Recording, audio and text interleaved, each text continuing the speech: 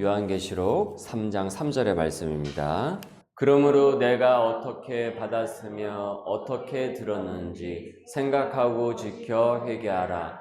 만일 일깨지 아니하면 내가 도둑같이 이르리니 어느 때에 내게 이르는지 내가 알지 못하리라. 아멘. 지난주에 우리 다니엘서 말씀을 함께 참고를 했죠.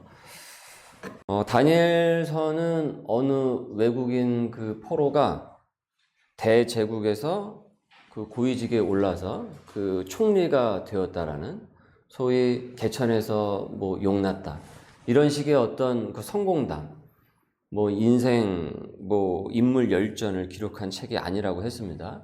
그래서 다니엘서를 이렇게 보시게 되면은 이 전반부의 다니엘서는 다니엘의 성장 과정과 그 역경을 담고 있지만은 이 후반부의 다니엘서는 분위기가 급격하게 달라지면서 하나님께서 다니엘에게 보여주신 그 계시로 이루어져 있다라고 우리가 살펴봤죠. 그래서 죄악으로 열강제국의 노리개로 전락한 이 무너진 이 유다 백성을 하나님께서는 다시 세우실 계획을 갖고 계셨고, 하나님께서는 바로 그 다니엘에게 그것에 대해서 말씀을 하셨던 것이죠. 그리고 내가 제일 잘 나가 외치는 이 지금의 열강 제국들이 멸망할 것임을 그에게 미리 알리셨습니다. 이것은 열강이, 그 제국이 이 세상을 통치하는 것이 아니라, 일반적인 사람들의 시각으로 봤을 때는 그렇게 보일 수 있을지 모르지만 실제로는 열강이 이 세상을 통치하는 것이 아니라 이 세상을 운영하는 것은 누구라고요? 하나님이시다. 하나님이시다라는 것을 알리기 위해서 그와 그 이후의 후손들에게 알리셨던 것이에요. 자, 놀랍게도 다니엘에게 계시한 그 사건들이 지금에 와서 역사적인 그 사료와 이렇게 병행을 해서 보니까는 어떻습니까? 아주 구체적이었죠. 다니엘에게 계시하셨던 그 말씀들, 그 사건들이 있었죠. 그래서 우리가 그 일부를 지난주에 확인하지 않았습니까? 거기서 북방왕은 셀류쿠스 왕조의 안티오코스 3세였고 그가 그의 딸을 이집트로 시집을 보냈는데 그 딸 이름이 클레오파트라였단 말이죠. 지난 예배 후에 누가 물으셨어요? 그 클레오파트라가 그 클레오파트라냐고. 여러분이 생각하는 클레오파트라는 누구입니까? 그 엘리자베스 테일러가 연기한 그 영화의 그 클레오파트라죠. 정확히 말하면은 그녀는 클레오파트라 7세이고요. 다니엘서에서 얘기하고 있는 클레오파트라는 7세의 이제 원조가 되는 것이죠. 그래서 그 안티오코스 그 왕이 시집을 보내고 이제 거기에 가서 시집살이를 하면서 이름을 클레오파트라로 짓게 되었는데, 그 이후서부터 이제 그 왕족의 이름을 유행처럼 마치 그렇게 1세, 2세, 3세, 4세 그렇게 붙여서 이제 7세가 된 것이죠. 이처럼 다니엘서는 포로기를 보내는 당시의 백성들에게 이제 앞으로 다가올 세상, 그리고 메시아 예수 그리스도께서 오심을 예언을 했기 때문에 구약의 요한계시록이다. 구약의 요한계시록이다라고 했어요. 자, 그러면 여러분, 다니엘이 하나님께 계시를 당시에 받았잖아요. 받았는데 그러면 그의 생활은 어떻게 달라졌을까요? 다니엘이 하나님의 계시를 받았는데 그의 생활은 어떻게 달라졌을까요? 급진적으로 달라졌을까요? 계시를 받기 전에 다니엘과 계시를 받은 후에 다니엘의 생활이 어떠했을 것 같습니까? 자, 이제 이 세상은 곧 망한다. 내가 하나님께 계시를 받았다. 묵시를 내가 받았다. 자, 다들 휴거를 기다리자 하면서 사람들을 막 선동을 해가지고, 자, 이제 우리의 산으로 올라가자 하면서 시한부 이 종말론에 심취했을까요? 다니엘이 그 이후에, 계시를 받은 이후에? 아니면은 인생은 덧없다 하면서, 인생 무상이다 하면서 우울감에, 염세주의와 그 허무주의에 빠졌겠습니까? 그것도 아니면은 인생은 짧다, 젊음은 더 짧다, 욜로 하면서 즐기자 하면서 그렇게 행동을 했을까요? 여러분, 다니엘은 이 계시를 받은 이후에 어떻게 그 자신의 삶과 생활의 방향을 잡았을까요? 실은 다니엘의 생활에는 변함이 없었습니다. 다니엘의 생활 자체는 큰 변화가 없었어요. 무슨 얘기냐면은 계시를 받기 전이나 받은 후나 그는 자기 일상을 그대로 전처럼 그 일상을 신실하게 유지를 했다라는 것이에요. 이 다니엘은. 다만 전보다 더 신실해졌겠죠. 전보다 더 신실해졌겠죠. 그래서 그는 자기가 하던 일을 그대로 해요. 그래서 일상에는요, 변화가 별로 없어요. 일상 자체에는. 마지막 때를 계시받은 당사자의 일상에 변함이 없었다라는 것이에요. 그래서 다니엘의 스토리가 끝나는 6장 끝에는 이렇게 말씀을 매듭을 짓고 있어요. 읽습니다. 이 다니엘이 다리오 왕의 시대와 바사 사람 고레스 왕의 시대에 형통하였더라. 그가 여러분 형통했다라는 것은 무엇을 의미하겠습니까? 그가 그간 계속 하고 있던 그 직무에 충실했다라는 것을 의미를 하겠죠. 충실하지 않았으면 그것을 형통할 수가 없겠죠. 그렇지 않고서는 그가 그 시대에 형통할 수가 없었단 말이죠. 그는 외국인 포로라는 약점과 이방 우상이 판을 치는 그 제국의 한복판에서 그곳에서 홀로 때로는 더불어서 여호와 신앙을 가고 소명으로 살아냈던 것이에요. 계시를 받기 전이나 계시를 받은 후나. 다니엘서의 그래서 마지막 절은요 이렇게 끝나고 있어요. 너는 가서 마지막을 기다리라. 이는 내가 평안히 쉬다가 끝날에는 내 몫을 누릴 것임이라. 이 말씀을 세번역 성경으로 보면 이렇게 해석하고 있어요. 너 다니엘아, 너는 끝까지 신실하여. 너는 죽겠지만, 그러니까 너는 수명이 다해서 죽겠지만 끝날에는 내가 일어나서 내게 돌아올 보상을 받을 것이다. 하늘나라의 그 상급을 얻게 된다는 것이죠. 뭐라고 얘기하고 있습니까? 너 다니엘아, 너는 끝까지 신실하여라 라고 했죠. 그러니까 다니엘은 계시를 받고 어떻습니까? 더 신실해졌던 것입니다. 더 신실해졌던 거예요. 오히려 그는 더 집중력 있게 세월을 아끼면서 자기에게 주어진 그 사명에 더 충실했다라는 것이에요. 그래서 현재를 더 신실하게 살아갔다라는 것이죠. 이로써 우리는 아주 주요한 통찰력을 얻게 되는 거예요. 어떤 통찰력을 얻게 됩니까?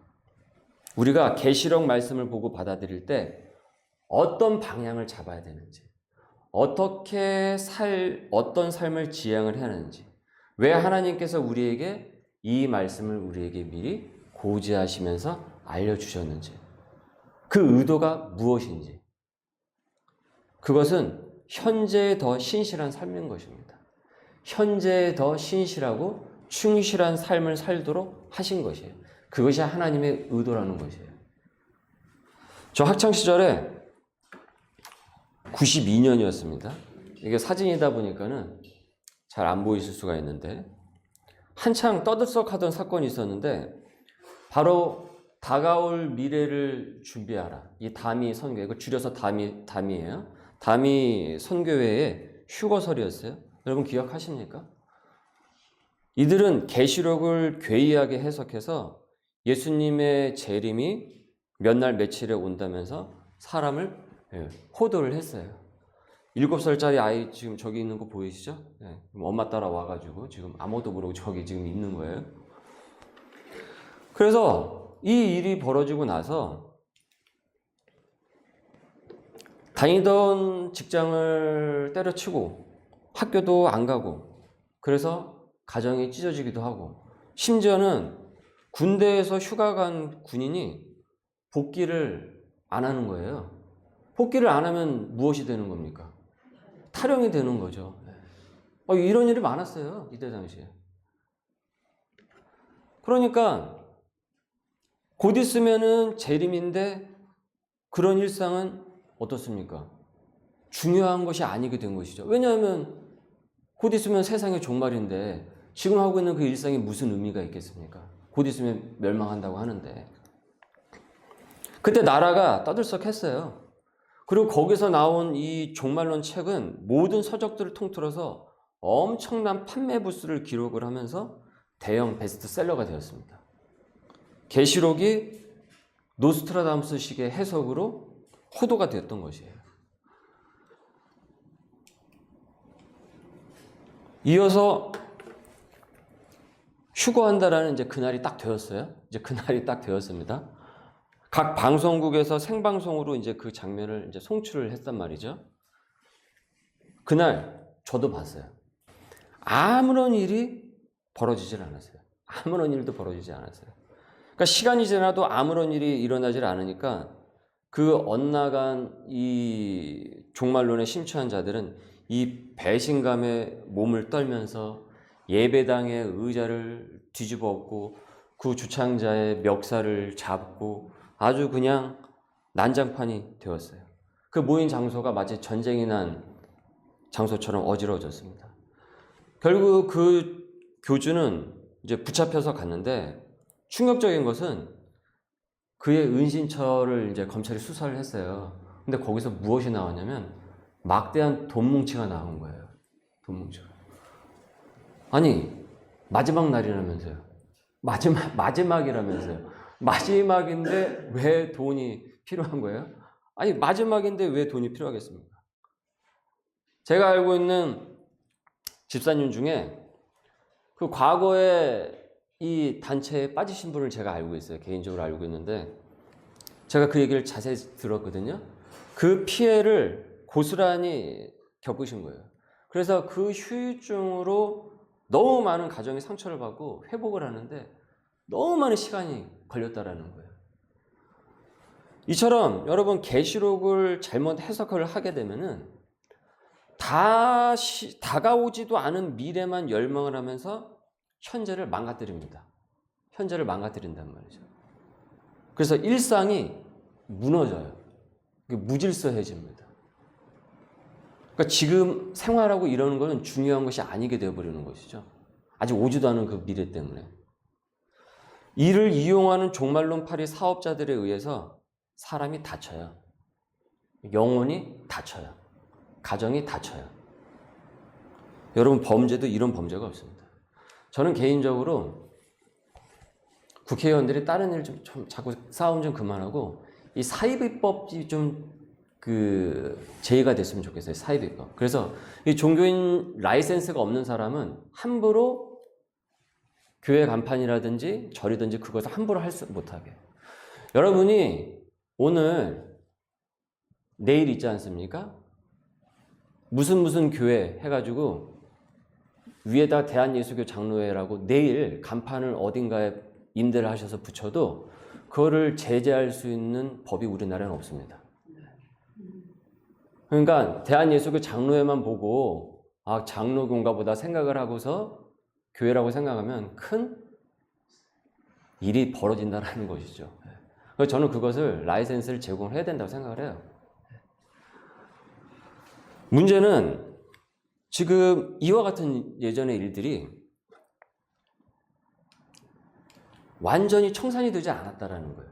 그래서 그럼 지금도 여전히 스멀 유튜브라든지 SNS 같은 전파를 타고 이 교인들의 삶에 균열을 내리려는 시도가 있다라는 거죠. 그래서 제가 누차 말씀을 드리죠. 유튜브 보고 신앙생활하면 큰일 난다라고 말씀을 드렸죠. 코로나가 창궐할 때 또 마지막이 어떠니 저떠니 하면서 종말론 공포로 교인들을 올가매요. 그들은 지금 이 튀르키예 지진을 난 것도 그런 식으로 엮을 겁니다. 이런 일이 벌어지면은 그리스도인으로서 어떤 생각을 갖고 있어야 되겠습니까? 기도를 하고 어떻게 하면 손길을 줘야 될까? 이것이 하나님께서 우리에게 바라시는 마음이겠죠. 근데 그들은 그런 생각을 하지 않고 자꾸 때려 맞춰요. 이날이 그날이다라고 하면서. 이거 잘못된 생각을 갖고 있는 거죠. 성경이 무엇을 얘기하고 있고 하나님의 뜻이 어디에 있는지 모르고 있는 거죠. 이들은 마지막 때라고 하면서 또 후원 계좌에 적극적입니다. 마지막인데 저는 왜 그렇게 후원이 절실한지 이유를 모르겠어요. 마지막이라고 하는데. 가만 보면은 지금 점점 그 양극단으로 치우치는 것 같아요. 극단적으로. 먹고 사는 것이 1순위인지라 하나님의 나라에 대해서 관심이 냉랭하여 아예 그냥 차갑던지 아예 관심이 없는 거죠. 관심이 없던지 아니면 어느 정도 약간의 열심은 있는데 임박한 종말론 같은 것에 심취를 해가지고, 그러니까 현실을 이제 자꾸 도피하고 싶은 거죠. 그러면서 거기에 심취를 해서 진리가 아닌 헛된 이 종교심이 되든지, 그래서 그것을 뜨거운 것이라고 착각을 하고 있는 것 같아요. 그게 뜨거운 것이다. 그러면 왜 하나님께서는 우리에게 계시록의 말씀을 주셨을까요? 왜 주셨을까요? 우리가 지난 수요 성서학당 시간의 계시록을 지금 5주에 걸쳐서 공부를 하고 있기 때문에 우리 교우분들께서는 그 의도를 이제 알아차리셨을 것입니다. 하나님의 의도를 알아차리셨을 것이에요. 그것은 바로 현재입니다. 현재. 지금이에요, 지금. 미래를 살라라는 것이 아니라 현재를 충실히, 현재를 신실하게 살도록 하나님께서 의도하신 것이에요. 그것이 오히려 다가올 미래를 준비를 하는 것입니다. 계시록 3장 3절입니다. 그러므로 내가 어떻게 받았으며 어떻게 들었는지 생각하고 지켜 회개하라. 만일 일깨지 아니하면 내가 도둑같이 이르르니 어느 때에 내게 이르는지 내가 알지 못하리라. 저는 그 학생 시절에 되게 궁금했어요. 무엇이 궁금했냐면 왜 도둑같이 오시지? 왜 도둑같이 오시지? 아니 정확히 예고하고 몇 월 며칠에 오신다고 예고하면 훨씬 좋지 않습니까? 정확한 날짜를 고지하시면 훨씬 좋잖아요. 근데 왜 주님은 도둑같이 오신다라고 이렇게 계시를 하셨을까요? 여러분도 그런 경험 있으시죠? 시험이 한참 남았을 때, 시험 기간이, 시험 날짜가 한참 남았을 때 빈둥빈둥 거립니다. 그러다가 시험 날짜가 딱 임박하게 되면 어떻습니까? 갑자기 바빠져요. 벼락치기라고 하죠. 무슨 일을 할 때 시간이 뭐 좀 많이 남았네 라고 하면서 여유 있게 생각을 해요. 그러다가 뭐 이렇게 어영부영 하다가 시간을 보내다가 갑자기 시간이 어떻습니까? 벌써 시간이 이렇게 됐나 하면서 막 급작스럽게 일을 하고 막 정리하고 막 그런단 말이죠. 청소하든지 빨래하든지 불이 나게 한단 말이죠. 여러분 사람의 특질이 그래요. 날짜를 알면은 더 신실하고 충실해지지 않고 날짜를 계산하면서 어떻습니까? 더 빈둥빈둥하고 나태해져요. 사람의 특질이 그렇다니까요. 그러면 그 빈둥빈둥 거리는 그 시간은 죽은 시간이 되어버리는 거예요. 그 현재의 그 시간, 그 오늘들은. 그러니까 오히려 더 안 좋아지게 되는 거죠. 여러분 만약 예수님께서 지금으로부터 15년 후 1월 1일 새해에 예수님께서 이 땅에 오신다라고 만약에 딱 그렇게 한다고 하면 여러분 지금부터 신실하게 사람들이 살아가려고 할까요? 지금서부터? 그 속에 잔깨가 생기지 않겠습니까? 잔깨가 생기지 않겠어요? 저 같아도 잔깨가 생길 것 같은데 목회 좀 설렁설렁하고 말씀 대충 준비하고 뭐 그렇게 하다가 한 5년쯤서부터 이제 조금 이제 고삐를 좀 잡아야 되지 않겠나? 그러다가 한 몇 개월 남겨놓고 불이 나게 이제 벼락치기 하듯이 저 같아도 그럴 것 같은데요? 제가 저를 어떻게 알겠습니까? 저도 사람인데.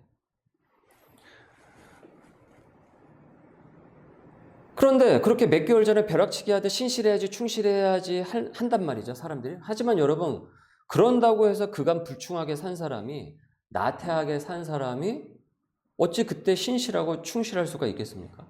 그거는 벼락치기로 되지가 않아요, 신실과 충실은. 그런 얘기 많이 들어보셨을 거예요. 복음을 증거를 하면은 지금 아니라 나중에 믿겠다고, 나중에. 또 교인이라고 할지라도 지금은 설렁설렁 신앙생활을 하겠다고 해요. 그리고 지금 말고 죽을 때쯤에 나이 다 먹고 죽기 직전에 제대로 믿겠대요. 그렇게 지금은 내가 살고 싶은 대로, 내가 하고 싶은 대로 살겠대요. 굳이 그렇게 피곤하게 살 필요가 뭐가 있냐라고 생각을 하는 거지. 저기 사람들 생각 속에는. 바로 이 문제인 겁니다, 여러분. 이 문제인 거예요. 이 장깨가 하나님 앞에 통하지도 않을 뿐더러 내가 계획하는 대로 타이밍을 맞출 수 있다는 이 교만으로는 그때가 되어도 충실하고 신실한 구원을 이룰 수가 없습니다. 그건 하나님의 의도가 아닙니다. 여러분, 하나님이 어떤 분인데 그런 잔꾀에 넘어가시겠습니까? 구원이 얼마나 귀한 건데 그런 잔꾀로 우리가 그것을 쟁취해낼 수가 있겠습니까? 복음은 지금부터라고 말씀을 하지 나중이라고 얘기하지 않아요. 지금부터라고 얘기를 하죠. 주님께서는 우리가 항시 깨어있어 단 하루도 낭비하지 않고 신실하고 충실하게 살라고 부르셨지, 날짜를 막 계산을 하면서 얼마 남았을까 계산하면서 이 잔깨부리라고 재림하실 날을 미리 고지하신 것이 아니란 말이죠. 3장 3절 다시 한번 자세히 여러분 보십시오.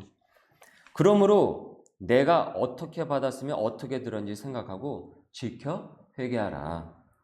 만일 일 깨지 아니하면 내가 도둑같이 이르리니 어느 때에 내게 이르는지 어느 때에 내게 이르는지 내가 알지 못하리라. 즉 주님이 언제 오실지 우리가 그날을 알 수 없으니까 항시 깨어 있어 준비하는 신실한 백성이 되라고 하십니다. 이것이 바로 그날을 정확히 고지하지 않으신 이유인 것이에요. 그런데 엄연히 하나님의 뜻이 여기에 있거늘, 이 계시록의 뜻이 여기에 있거늘, 이런 하나님의 거룩한 의도를 깡그리 무시하고 마지막 날의 날짜를 때려 맞추려는 그 시도들이 여러분 얼마나 한심하고 멍청한 짓입니까? 하나님의 뜻을 거스르는 것입니까? 주어진 일상을 소명화해야 하거늘 다 때려치고 일상을 파괴하는 것이 얼마나 하나님 앞에 큰 죄이겠냐라는 거예요. 왜 하나님께서 다니엘에게 계시하셔서 이를 기록을 하셨던 것입니까? 왜 다니엘에게 계시를 하셨던 것입니까? 하나님께서 당시에 너 이제부터 야 총리고 뭐고 다 때려치고 사람들 모아가지고 다 산으로 가라. 아니에요. 그가 더 현재를 신실히 살도록, 그리고 그 자리에서 소명화하고 사명으로 살아내도록, 그리고 그 말씀을 남겨서 그 후대의 사람들도 그 온전한 성경적 종말론 사상을 갖고 살도록, 그래서 그날 하루를 충실히 신실히 살도록 독려하고 격려하고 용기를 주기 위하신 거예요. 여기에 하나님의 뜻이 있는 것이죠. 여러분 다니엘은 유대인입니다. 유대인이었죠. 문화, 종교, 민족의 뿌리가 다 다른 환경에서 지금 그가 있었단 말이죠.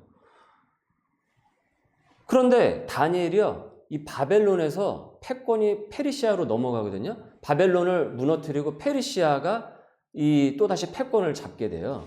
그런데 페르시아로 패권이 넘어감에도 다니엘은 그 직을 유지를 해요.